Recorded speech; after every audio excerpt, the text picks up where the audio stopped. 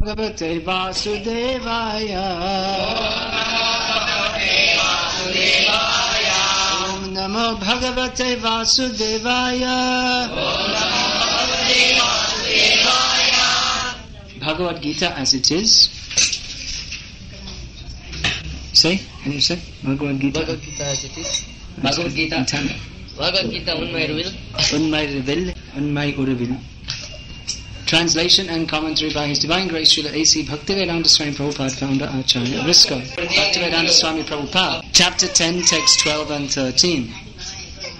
Param Brahma, Param Dhama, Pavitram, Paramam Bhavan, Parusham, Shashvatam Divyam, Adidevam Ajang Vibhum, Ahustang Rishayah Sarve Devashya, Naradasthatha, Asito Devalo Vyasa, Swayam Chaiva Bravishime.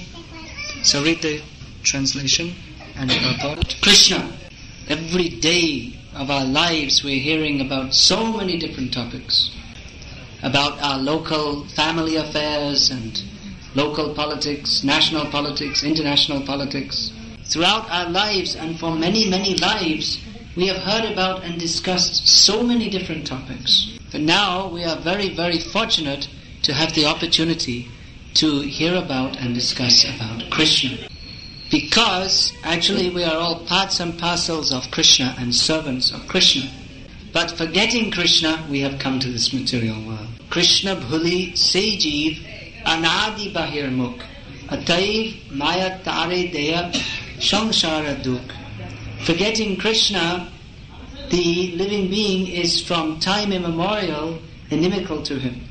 And therefore Maya, which is an energy of the Lord, forces the living being to suffer in this material world. So because we are all part and parcel of Krishna, we cannot be happy without Krishna. Just like a fish out of water can never, never, never be happy unless he is again placed in the water. If you take a fish out of water, you can offer him a crore, huh? Tirunelveli halwa is famous. It's made out of fish. No, halwa is famous here.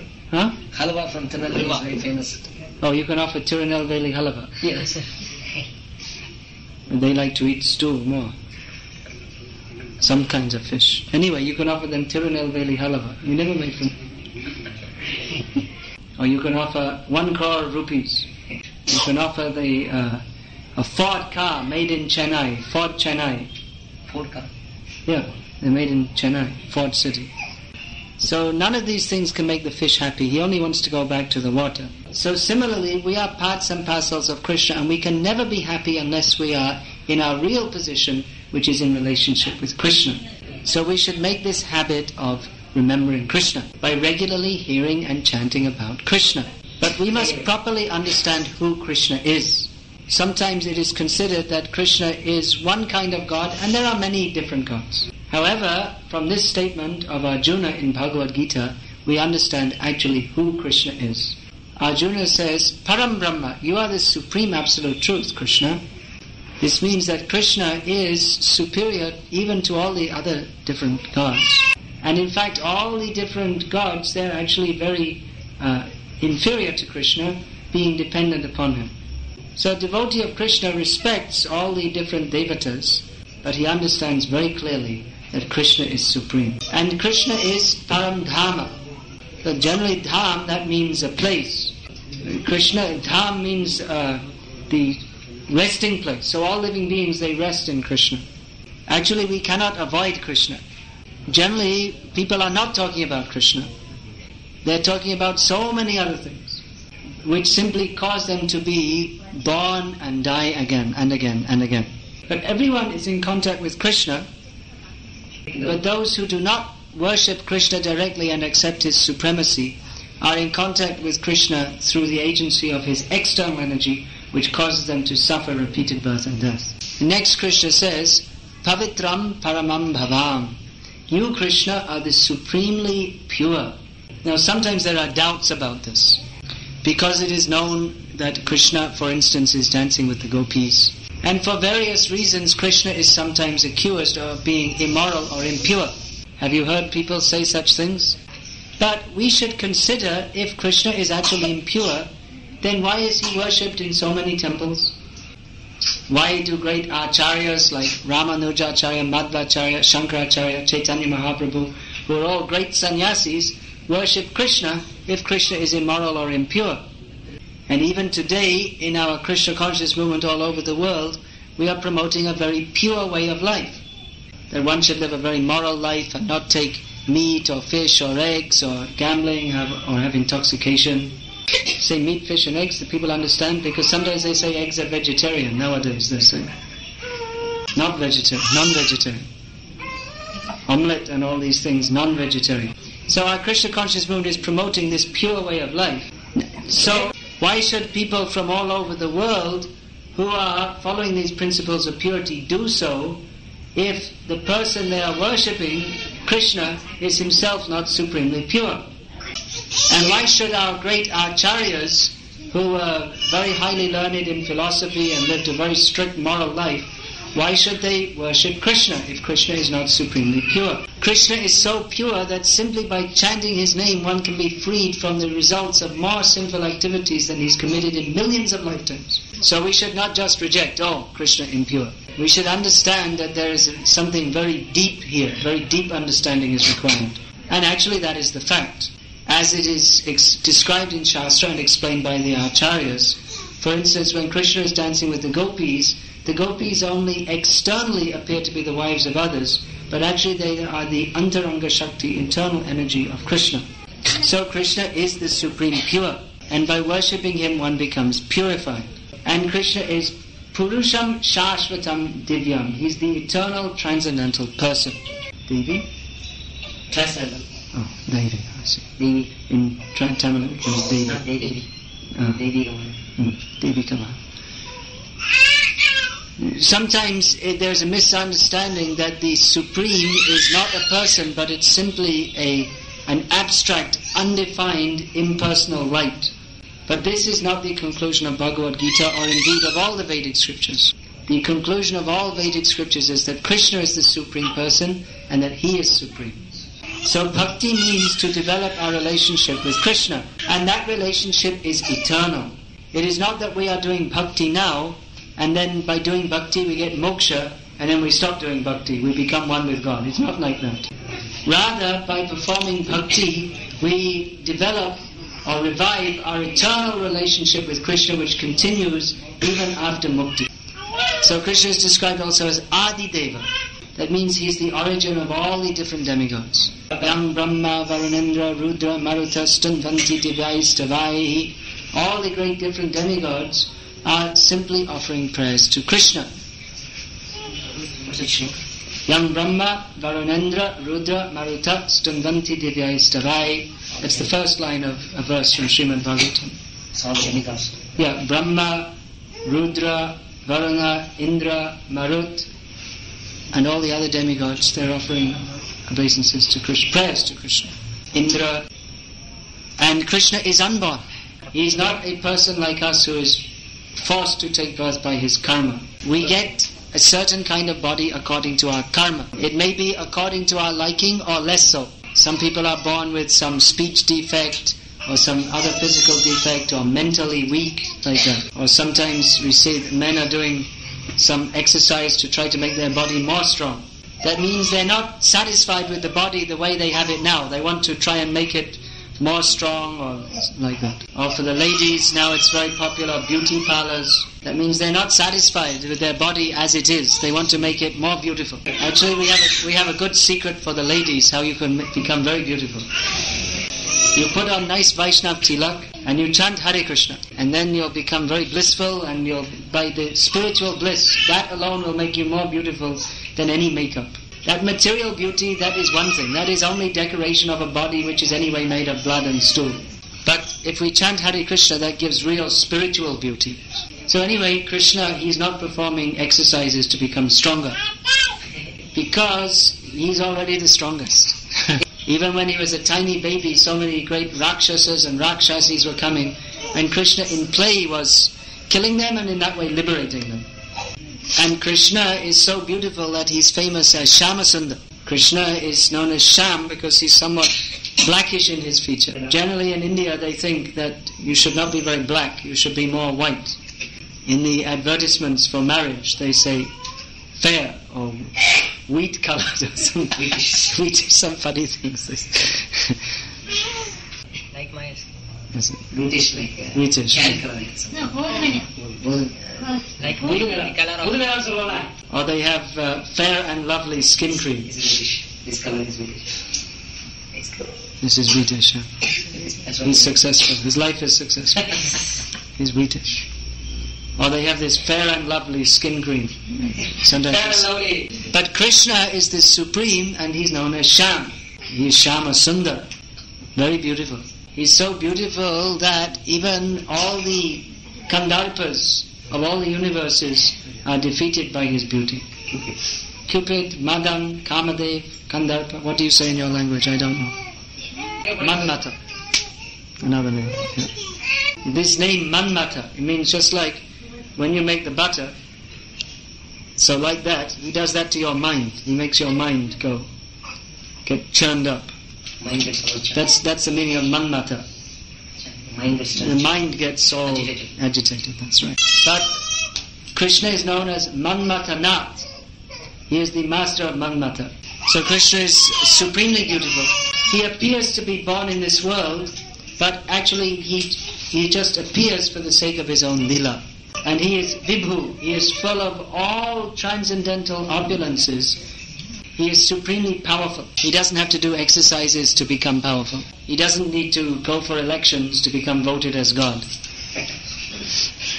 So it's better you worship Krishna. I see in almost every house in Tamil Nadu, they have a picture either of Jai Lalita or Karunanidhi. Indian.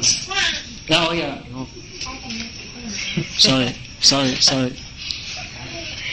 We have no contact with politics. But we would like to comment that instead of worshipping or giving so much respect to these mortal people of this material world, better that we should worship Krishna. Because actually the politicians, although they promise many things, they cannot actually help us in the real sense of the term.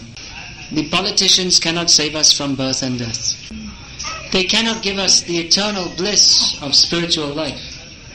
So our recommendation is that instead of going to political meetings and shouting, woo, woo, woo, woo, this, that, go to a meeting of devotees and with the same energy chant Hare Krishna.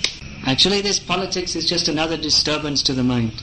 In material life, especially in the modern life, there are already so many disturbances to the mind. And politics is just one more disturbance.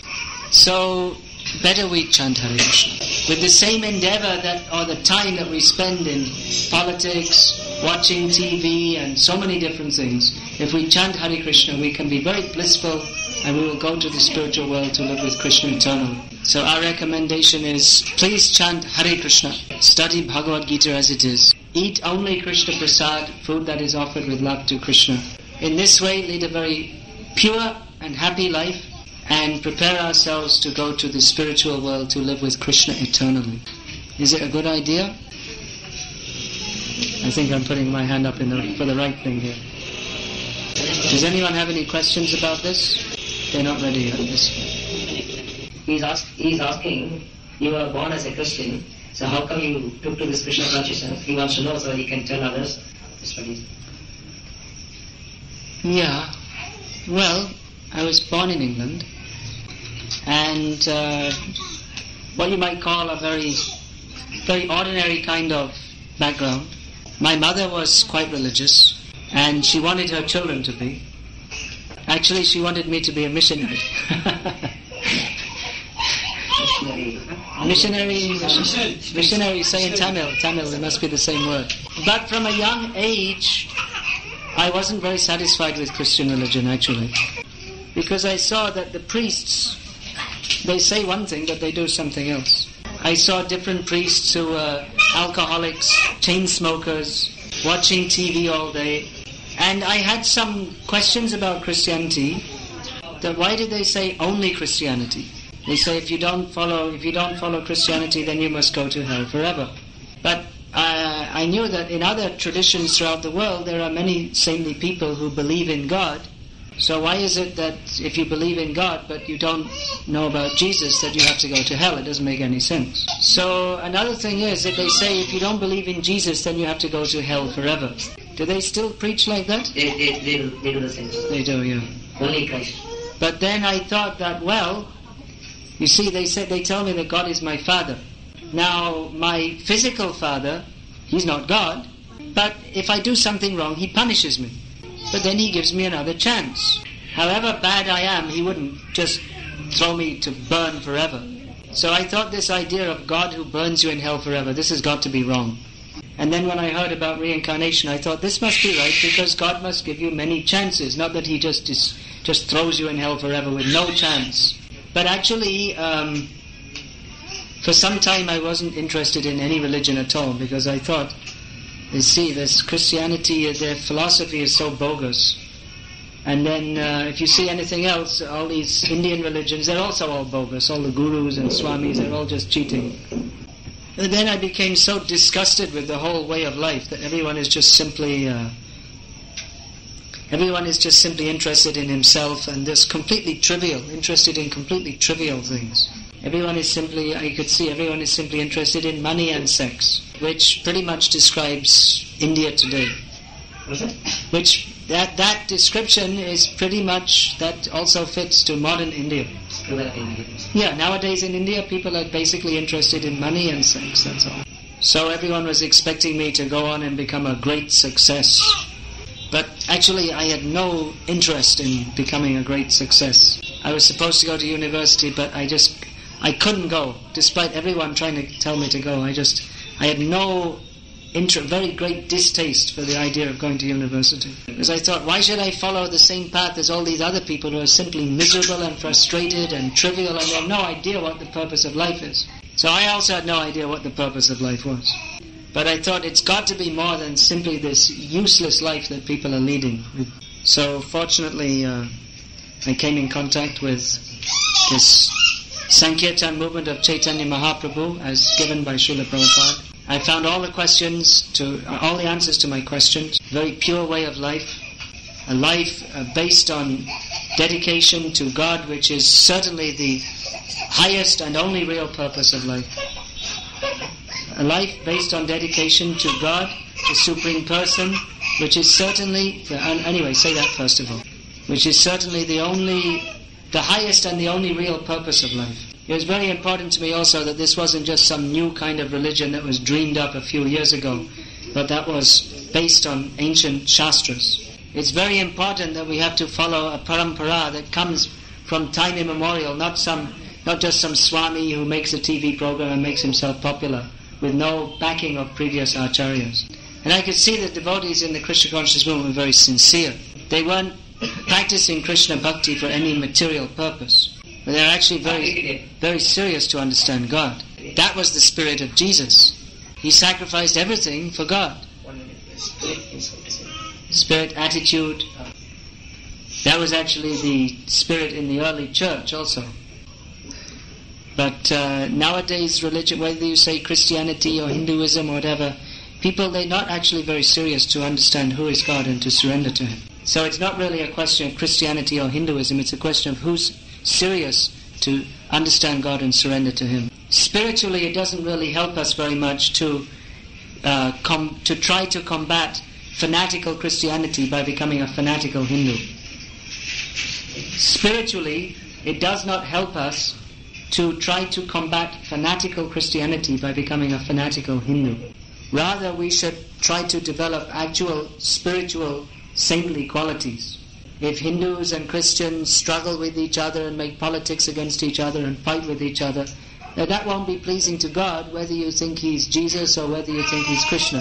What Jesus taught and what all great acharyas of Sanatana Dharma have taught is to love God.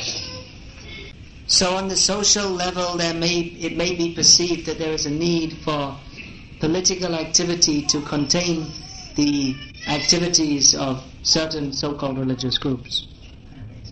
That was a tough one, yeah. I'd have a tough time trying to translate that myself into another language. Yeah, on the social level, it may seem that there is a need to perform political activities to counteract the activities of certain so-called religious groups. But on the purely spiritual level, we should chant Hare Krishna and keep aloof from all politics. Rascal, it's another word. What to do? This democracy has engaged everything. Previously, the politics was only for a few people, but now democracy has involved everybody for their misfortune. Previously, the Rajas would just fight amongst each other, and the common people, it didn't make any difference to them. But democracy means they have to involve everybody, unfortunately. Better chant Hare Krishna. It really doesn't make that much difference to our day-to-day life which party is in power. Does it really make a very great difference? Whichever party is in power, the price of everything just goes up anyway. They all promise so many things, but practically they all do the same thing. They just put all the prices up. And some may be more corrupt than others, but they're all corrupt. So your vote isn't going to change that. Chant Hare Krishna. She's asking, the demons, they have offended the Vaishnavas, they have done horrible things against Vaishnavas, so which is not pardonable. But how come the Lord pardons such heinous acts? She's saying about Shishupal and everything? Yeah, Shishupal, like Kamsa, they tortured the devotees, they did a lot of Vaishnava aparadha. How come? Well, that's Krishna's special mercy on them. There is actually no redemption from such sinful activities. But actually, in one sense, the demons, they're also serving Krishna, because they're expanding Krishna's pastimes by being present in them. By being present in Krishna's pastimes, they're adding some flavor to his pastimes. Krishna protects his devotees, but if the demons didn't come to attack his devotees, then how could Krishna show that he was protecting them? So although Kamsa, through his agency, many brahmanas and cows were killed, but he wasn't able to do anything to Krishna's very close devotees in Vrindavan. And although he tortured Vasudeva and Devaki, still we see that they were so good-hearted that they forgave him. Vasudeva and Devaki. So it's a very interesting question. She wants to know how we came here on this material. How we came. That I discussed in the lecture, that when we forget Krishna, then we come to this material world. There is all, because we are part and parcel of Krishna, we have the independence to choose whether or not to serve Krishna.